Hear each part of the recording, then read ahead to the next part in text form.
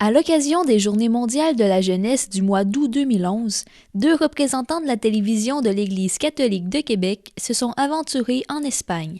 Leur mission, témoigner de ce que de jeunes Québécois vivraient dans leur voyage. Quand j'ai découvert la JMJ, puis j'ai fait partie de mon premier groupe avec le départ à Cologne en 2005, je me suis jointe à un groupe, puis j'ai légitimé mon droit de croire, puis mon droit de dire que j'étais catholique, que je croyais, puis de reprendre mon rôle de pèlerine, puis d'aller porter la foi de mon diocèse ailleurs. Mais ça me fait dire qu'il y a de l'espoir pour plusieurs jeunes qui, doucement, trouvent la foi puis le chemin de Dieu avec nous. On a rencontré du monde super sympathique. Sérieusement, on n'a pas les mêmes racines, mais on a la même foi. C'est vraiment ce qui nous rassemble. C'est vraiment très, très agréable d'apprendre à connaître d'autres personnes qui ont la même foi que nous, mais une autre culture. Tout le monde chante, tout le monde est joyeux, puis c'est vraiment plaisant. Des fois, dans la vie de tous les jours, ça n'arrive pas toujours, tu sais, que quelqu'un est là pour toi ou pour partager justement avec toi. Fait que pour les JMJ, ça, c'est vraiment extraordinaire, puis ça me marque beaucoup, ça me touche beaucoup. En fait, ce qui m'a vraiment le plus marqué, c'est l'esprit de groupe puis aussi l'esprit de prière tout le temps, mais pas un esprit de prière contraignant, mais plutôt un esprit de prière vraiment joyeux. Puis à travers toutes les activités, on est capable de bénir un repas, mais en tapant des mains, on est capable de se parler des choses de notre vie à nous, qui sont plus importantes pour nous, comme notre famille, puis tout ça. Sauf qu'on est aussi capable de se faire du fun, puis de marcher dans la ville en riant. Puis c'est ça qui est vraiment bien, là. Donc c'est un ressourcement personnel à la fois. Et au contact de centaines de milliers de jeunes, c'est tout simplement quelque chose qui nous fait dire que la foi, oui, c'est encore vivant aujourd'hui, puis qu'il y a une raison de croire, c'est Jésus-Christ. Avant la semaine des JMJ à Madrid, événement qui était l'élément central de leur voyage, plusieurs jeunes ont d'abord entrepris un pèlerinage à travers l'Europe. Dans le sud de l'Espagne, les groupes des diocèses de Chicoutimi et de Joliette et le groupe Holy Name of Jesus de Montréal se sont réunis pour visiter plusieurs lieux importants de l'histoire du pays. Alors, je m'appelle Oscar. Bonjour Oscar. Je serai avec vous jusqu'au mardi. Jusqu'au mardi, on va faire une petite tour en Espagne. On va visiter des villes très intéressantes. J'ai hâte de voir justement, on parle de ces activités qu'on va faire. Comme là, on s'apprête à aller visiter un deuxième château en moins de 3 jours. Donc c'est vraiment impactant. Moi, c'est vraiment l'expérience que j'adore. Je suis capable vraiment sur ce voyage-là.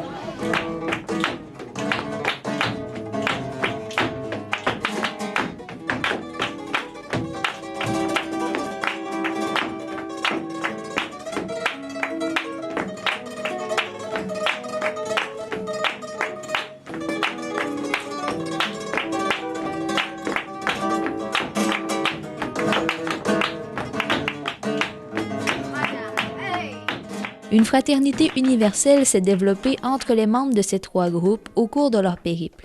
J'espère qu'ils vont continuer comme ça. Surtout la convivialité entre les groupes, je trouvais ça les points les plus forts. La convivialité, je pense que ça va être, si ça arrive à avoir la même ambiance, pas avec ces parties du groupe, mais avec les gens qu'ils vont rencontrer après, moi je trouve que ça sera une très bonne expérience à ne pas s'oublier de ça. Différents groupes ont eu l'occasion de suivre d'autres parcours à travers l'Europe. En fait, on s'est promené pas mal. On est arrivé à Madrid, puis ensuite on s'est dirigé vers Fatima. On est allé à Porto une journée, puis ensuite on est allé à Compostelle. On a fait un petit bout de marche, puis on a passé une journée à Compostelle. Puis là, ça fait 3 jours, je pense, qu'on est arrivé à Avila. Là. Ce qui m'a le plus marqué, c'est la visite de Fatima. On a fait la vigile le soir avec les bougies, puis toutes les prières, on a fait le chapelet. C'était vraiment des moments vraiment forts, intenses. Tout d'abord, on a été à Assise, parce qu'on est un groupe quand même de la famille franciscaine. On a été marcher sur les traces de François.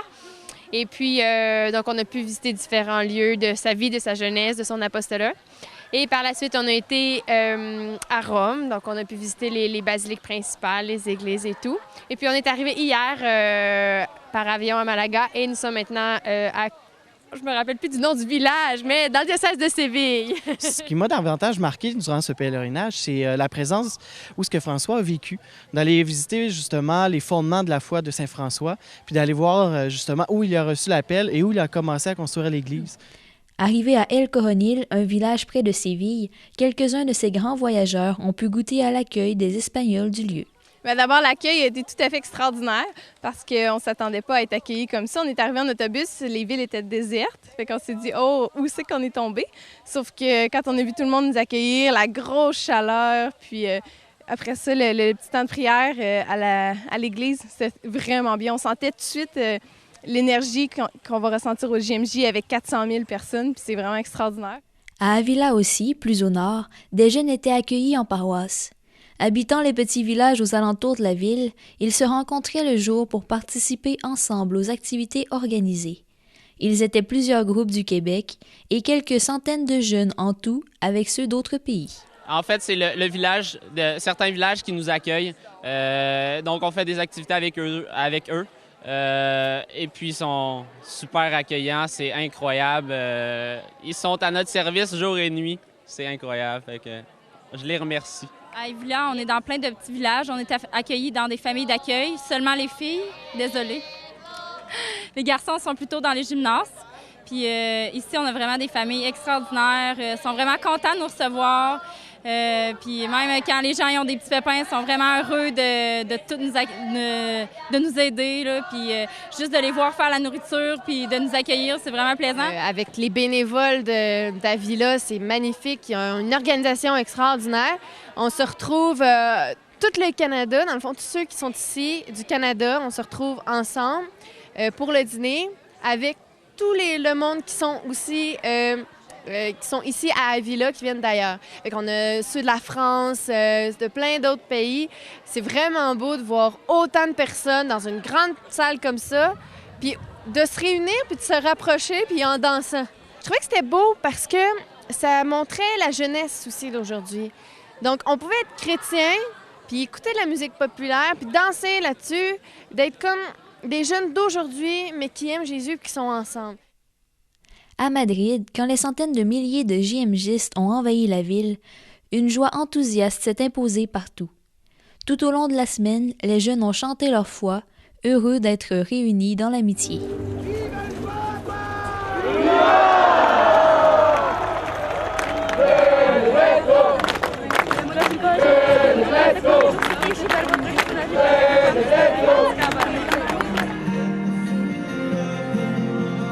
Ce matin, on avait une sorte de catéchèse où il y avait tous les Canadiens qui étaient là.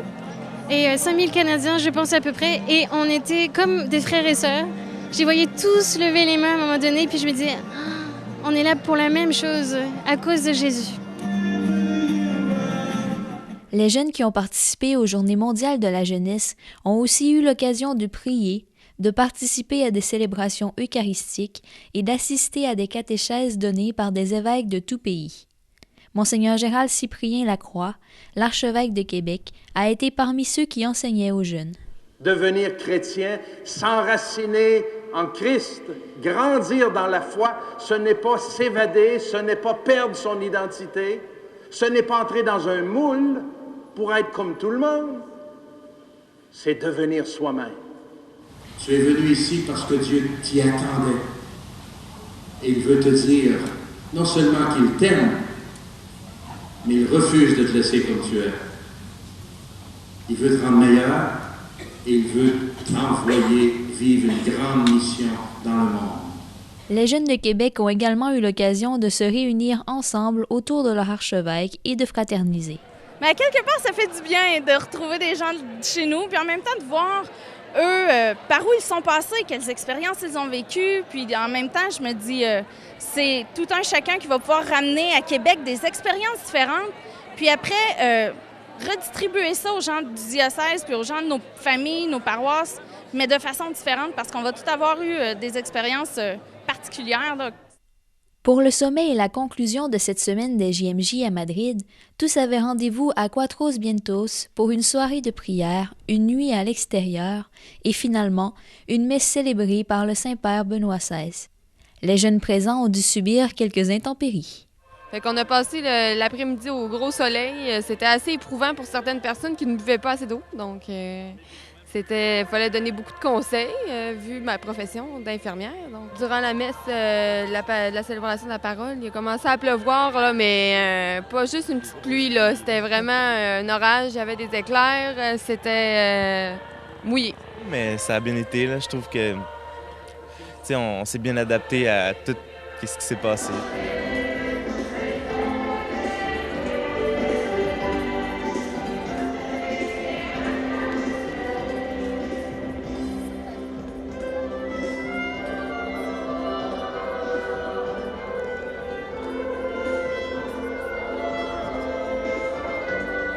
Après toute cette aventure, c'est l'heure pour les jeunes de retourner chacun chez soi.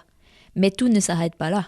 Cette grande fraternité, là, ça recharge nos piles et ça nous permet de retourner chez nous renouvelés. Alors, je dis aux jeunes, ayez pas peur, laissez-vous transfigurer dans cette expérience et revenez chez nous parce qu'on a beaucoup de travail à faire ensemble.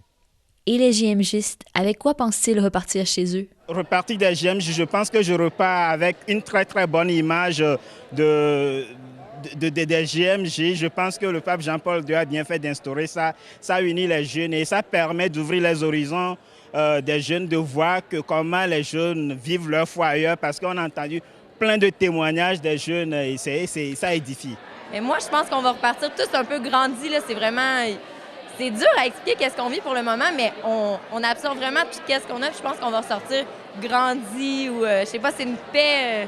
C'est dur à expliquer, mais c'est vraiment en dedans, c'est bien. Là. Beaucoup de souvenirs, une fois ravivée, une fois mieux vécue, une fois une meilleure connaissance aussi de mon Église, mais surtout une meilleure connaissance de Jésus-Christ. Je pense qu'un contact plus personnel avec notre Seigneur. C'est surtout ça que je venais chercher ici, puis c'est sur le bon pied. Jusqu'à dimanche, ça ne va qu'aller en progressant, je crois. Puis j'ai hâte de retourner au Québec pour continuer mes activités, puis à vivre ma foi là-bas.